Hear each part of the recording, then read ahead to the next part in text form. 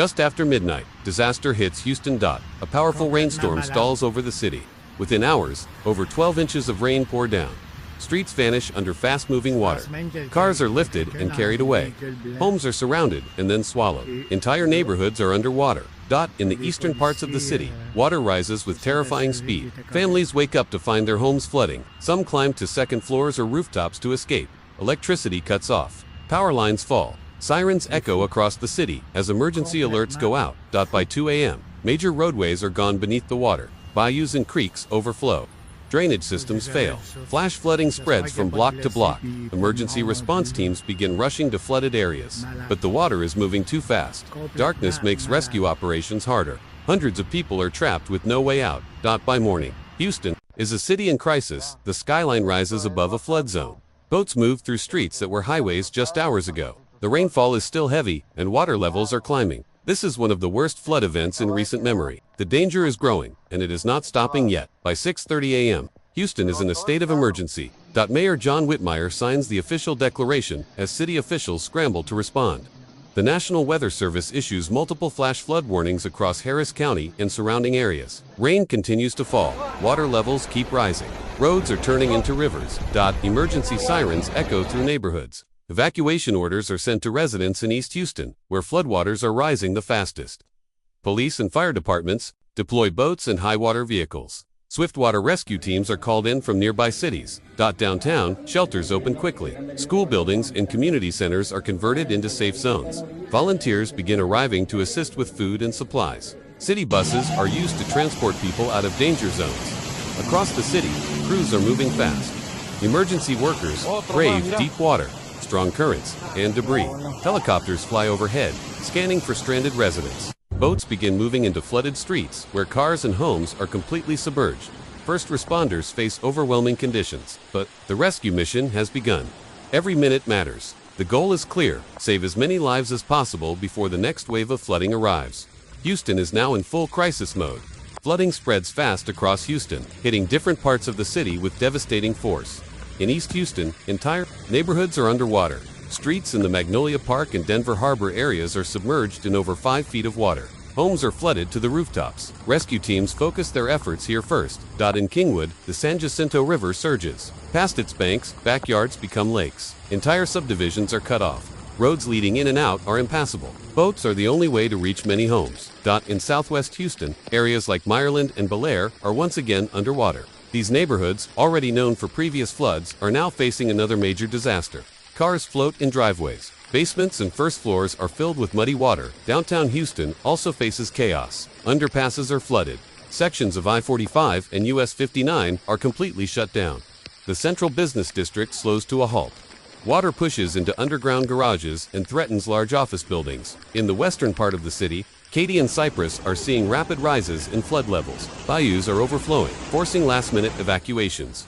Some people are trapped inside their homes without power. To the south, neighborhoods in Pasadena and South Houston are beginning to flood. Rain continues, and emergency alerts warn of worsening conditions. Each area is struggling with its own crisis. From east to west, north to south, the entire city is being tested. Emergency teams move from one zone to the next. But the water is everywhere. The scale of the disaster is massive and growing by the hour. This disaster is fueled by extreme and unexpected weather.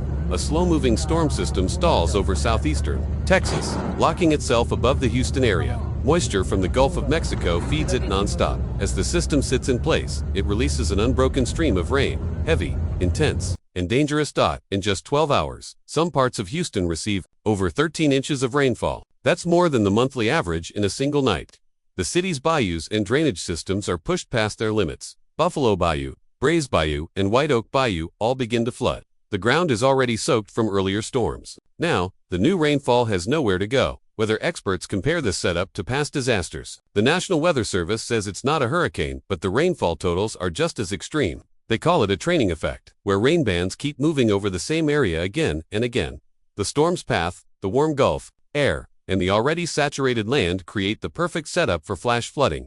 This isn't just a bad storm, it's a perfect storm, and Houston is right in the middle of it. Houston's infrastructure begins to fail under the weight of the flood. Major highways are submerged. Interstate 10, one of the city's busiest roads, disappears under deep water. Parts of I-45 and I-69 shut down completely. Cars are left stranded, many swept away by strong currents. The city's metro public transit system comes to a halt. Buses are rerouted or canceled. Train lines are flooded. Several underground stations are filled with water, making travel impossible. George Bush Intercontinental and William P. Hobby airports cancel hundreds of flights. Runways are flooded, terminals lose power, and travelers are left stranded inside the buildings. Bridges over bayous and creeks become dangerous. Some collapse, others are closed for safety. Roads crack and break under the pressure of moving water. Electrical grids take heavy damage. Transformers explode. Power goes out in thousands of homes. Cell towers fail, leaving parts of the city without communication. Water systems are also hit. Treatment plants flood. Tap water in some neighborhoods becomes unsafe to drink. Storm drains back up. Sewage spills into streets. The city's core systems, transport, power, water, are breaking down. What once supported millions of people is now failing all at once. Houston is under pressure, and the damage is spreading fast. The floodwaters are not staying in one place. They are spreading out fast, as Houston's bayous overflow. Nearby towns and counties begin to flood. In Pasadena, water pours into neighborhoods that were dry just hours earlier. Streets turn into rivers. Emergency crews redirect resources to respond. South of the city, Pearland and Friendswood start to see dangerous rising water. In the north, Spring and the Woodlands receive heavy rain as creeks overflow their banks. Evacuation alerts are issued. 4 low-lying areas. West of the city, parts of Katy are already underwater. The Brazos River is rising, putting Fort Bend County on high alert. Emergency alerts now cover nearly the entire southeast Texas region. Counties surrounding Harris are bracing for impact. Roads leading out of the city are jammed as families flee the danger. This is no longer just a Houston disaster. It is becoming a regional crisis, and it's growing larger by the hour. Behind every rescue, there is a human story. In East Houston, families wait on rooftops for help. Some have been trapped for hours with no food or power. Children cling to parents as boats pass through flooded streets. The water is cold, fast, and filled with debris. A hospital in the South Loop loses power. Nurses carry patients upstairs in the dark. Backup generators fail. Medical staff work by flashlight to keep people alive. In North Houston, a retirement home is surrounded by water. First responders carry elderly residents, one by one, to safety. Some cannot walk. Others are too weak to speak. Still, every person is brought out. Thousands have lost everything. Homes, cars, clothes, all gone. People sit on cots in shelters, soaked and silent. Some stare at their phones, searching for loved ones. Others simply wait, hoping the worst is over. For many, this is the second or third time they've faced a flood. But this one feels different, faster, deeper, more violent. This is more than just water. It is fear, loss, and survival. And it's affecting everyone, young and old, rich and poor. All across the city. As floodwaters rise, the search for missing people begins. Rescue teams work around the clock. Boats move through neighborhoods street by street. Helicopters hover above rooftops, scanning for signs of life. Divers are sent into deep, fast-moving water to search homes and vehicles. By late afternoon, officials confirm multiple fatalities. At least 9 people are dead. Most are found in their homes, unable to escape the rising water. Others are pulled from submerged vehicles on major highways. Dozens more are missing. Families post names and photos online, hoping for updates. Emergency crews say the number of missing may grow as calls continue to come in. Recovery teams begin checking flooded buildings. Each one takes time. Many are unstable. Crews must move carefully to avoid collapse or injury. Local morgues are placed on standby. Disaster response teams prepare for the possibility of mass casualties. This is now a rescue and recovery operation. Every life saved is a victory. Every name added to the list is a tragedy. The death toll is expected to rise. Leaders at every level respond as Houston's crisis deepens. Mayor John Whitmire holds a press briefing, urging residents to stay off the roads and follow evacuation. Orders he calls the flooding the worst the city has seen in years. City officials activate all emergency operations centers. Texas Governor Greg Abbott mobilizes the Texas National Guard. High-water rescue teams are deployed across Harris and Fort Bend counties. Supply trucks loaded with food, water, and generators roll in from across the state. FEMA declares the region a federal disaster zone. Teams begin arriving with search dogs, mobile hospitals, and recovery equipment. Temporary shelters and field clinics are set up near flooded areas. The U.S. Coast Guard joins rescue efforts by air and water.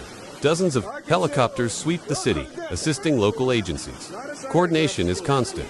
Updates are issued every hour. But officials warn, conditions remain dangerous, and the full scale of the damage is still unknown. By evening, there are signs of progress. The rain begins to slow. In some areas, the water level stops rising.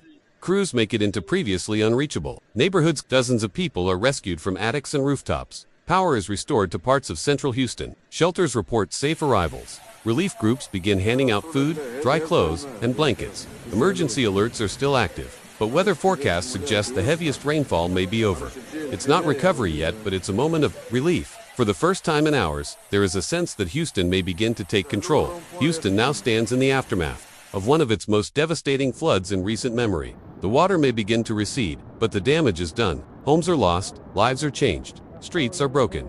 And for many, the recovery will take months, even years. Officials urge caution. Roads remain dangerous. Power is still out in many areas.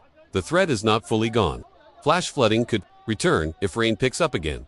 This disaster will leave a mark on the city, on the people, on the history of Houston. As rescue turns into recovery, one question remains: will the city be ready next time?